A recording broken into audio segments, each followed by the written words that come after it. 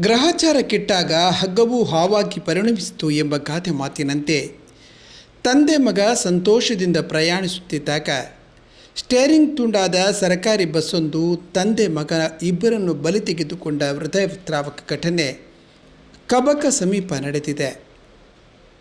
ಪುತ್ತೂರಲ್ಲಿ ನಡೆಯಲಿದ್ದ ಮದುವೆ ಸಮಾರಂಭಕ್ಕೆ ತೆರಳುತ್ತಿದ್ದಾಗ ಕಬಕ ಸಮೀಪ ಕರ್ನಾಟಕ ರಸ್ತೆ ಸಾರಿಗೆ ಬಸ್ಸು ಸ್ಟೇರಿಂಗ್ ತುಂಡಾಗಿ ಎದ್ದೊತ್ತದ್ದು ಚಲಿಸಿ ಈ ಅಪ್ಪ ಮಗನನ್ನು ಬಲಿ ಪಡೆದಿದೆ.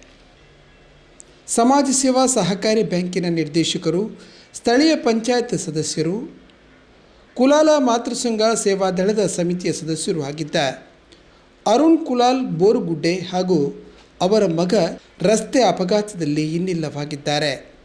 ಅರುಣ್ ಅವರ ಪುತ್ರ ಕಲ್ಲಡ್ಕ ಶ್ರೀರಾಮ ಪ್ರೌಢಶಾಲೆಯ SSLC ವಿದ್ಯಾರ್ಥಿಯಾಗಿದ್ದರು.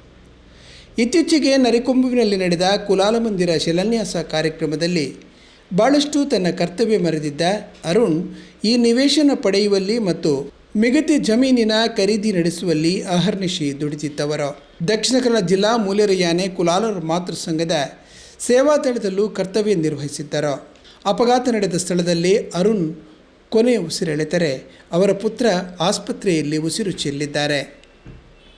ಅರುಣ್ ಅವರು ಪತ್ನಿ, ಇನ್ನೋರ್ವ ಪುತ್ರ ಹಾಗೂ ಕುಟುಂಬಸ್ಥರು ಹಾಗೂ ಅಪಾರ ಬಂಧು ಬಾಂಧವರನ್ನು ಅಗಲಿದ್ದಾರೆ.